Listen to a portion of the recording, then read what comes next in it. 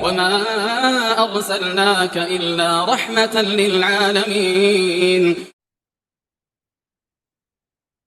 Bismillahirrahmanirrahim. Assalamualaikum warahmatullahi wabarakatuh.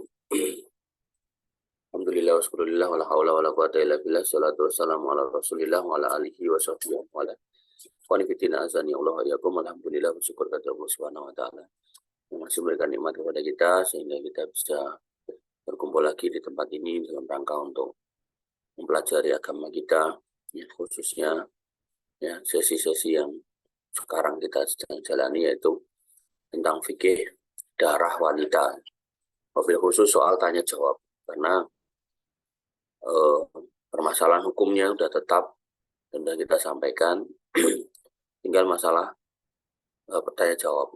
Pentingnya kita membaca tanya jawab itu karena terkadang kejadian yang kita alami tidak sesuai dengan kaidah-kaidah atau hukum-hukum standar yang sudah ada atau yang sudah kita pelajari, tapi justru keluar hukumnya atau kita dapati kasusnya yang serupa, yaitu dalam sesi atau kondisi tanya jawab. Maka penting sekali kita membaca fatwa-fatwa para ulama terkait dengan kasus-kasus yang seperti ini agar kemudian kita bisa mengambil pelajaran. Baik, ini kitabnya adalah 60 tanya jawab soal haid, nifas, ya, Mas Eko. Ya enggak? Kita lihat dulu halaman depannya. 60 apa 52? 60 tanya jawab tentang haid dan nifas. Karena nanti setelah ini ada lagi kitab yang sama, ya, judulnya 52. Apa? 52 tentang haid dan nifas, tanya jawab juga gitu. Jadi ya banyak ternyata pertanyaan atau permasalahan terkait dengan haid dan nifas yang ditanya, dan seorang muslim harus seperti itu, ya, yaitu apa? Fas'alu ahla dzikri in kuntum la ta'lamun. Kalau kamu nggak tahu tentang satu urusan agama, bertanyalah sama ahli yang tahu. Dan Syekh Utsaimin ini termasuk ahlinya. Jadi kalau kita belajar dari apa yang dibukukan oleh beliau, apa yang tertulis dari jawab beliau, itu juga tuh hal yang merupakan kenikmatan Allah yang sangat besar. Karena kalau sampai kita belajar dari orang yang nggak paham, salah gitu. Kita belajar dari sumber yang baik, insya Allah kita mendapatkan hasil yang baik. Sama kayak minum air itu. Kamu ngambil air dari mata airnya, insya Allah lebih baik daripada kamu nyiduk dari kali. Kalau kalinya nggak jelas sumbernya, maka bisa jadi nggak kecampur limbah, kotoran, segala macam. Tapi kalau dari sumbernya mata air, maka insya Allah itu lebih baik. Wallahu ta'ala.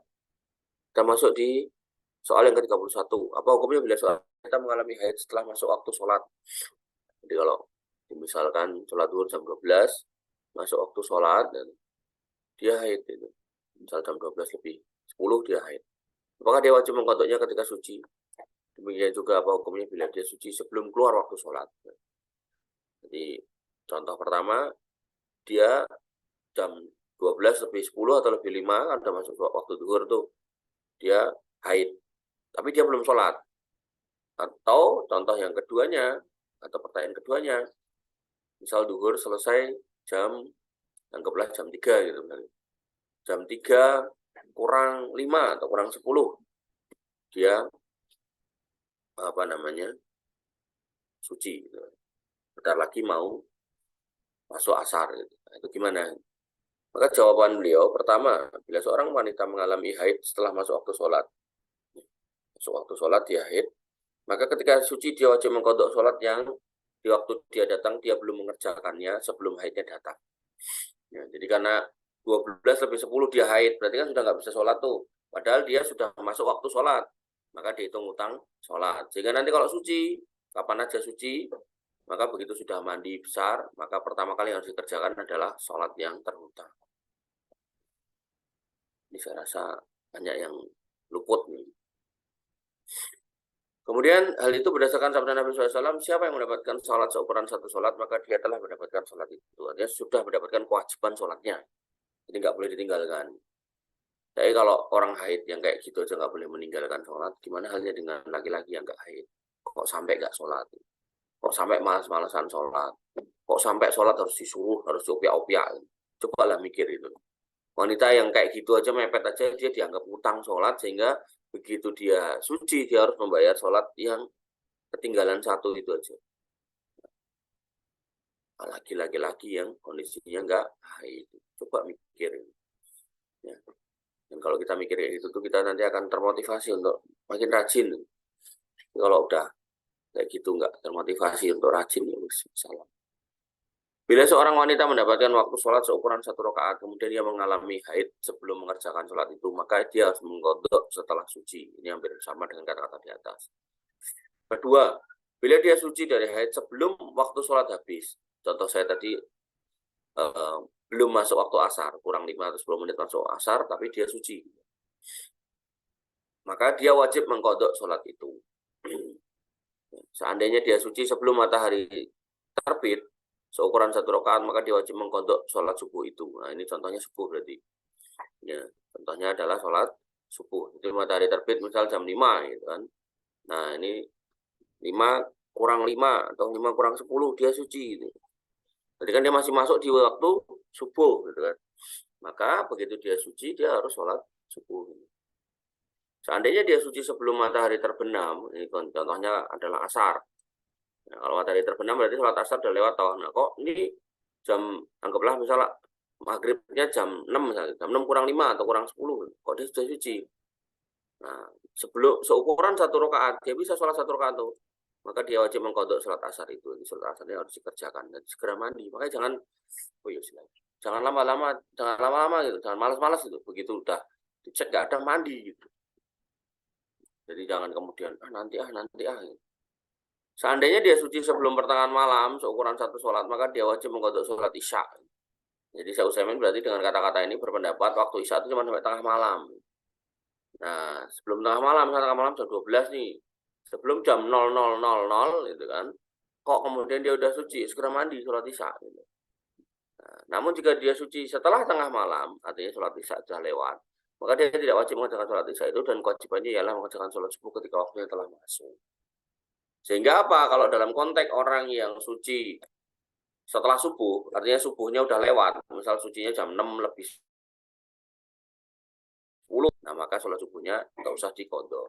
Tapi kalau sucinya tadi jam 5 kurang 10, berarti masih waktu subuh misal gitu, maka dia wajib ganti sholat subuh. Atau konteksnya asar, kalau sucinya jam 6 lewat 5, asarnya udah lewat gitu kan, maka dia nggak perlu ganti sholat asar. Tapi kalau kemudian sucinya jam 6 kurang 5, yang menunjukkan dia masih ada di waktu sholat itu, ya berarti nanti begitu mandi langsung sholat asar dulu.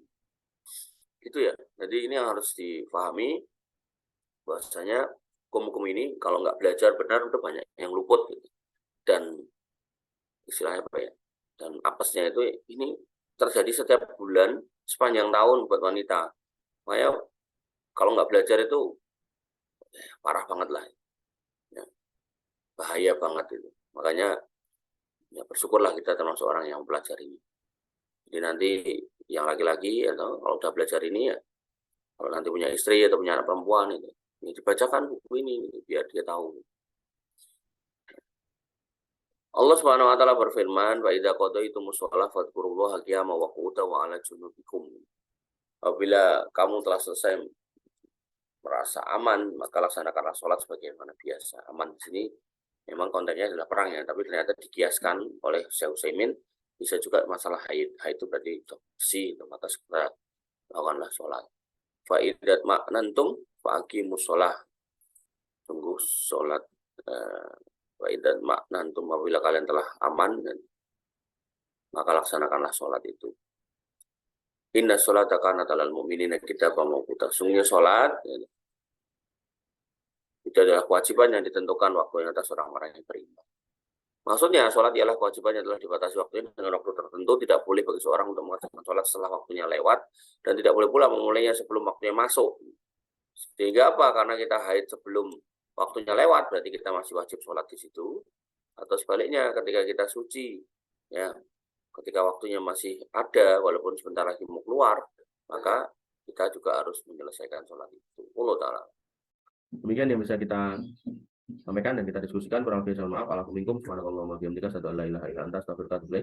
Assalamualaikum warahmatullahi wabarakatuh.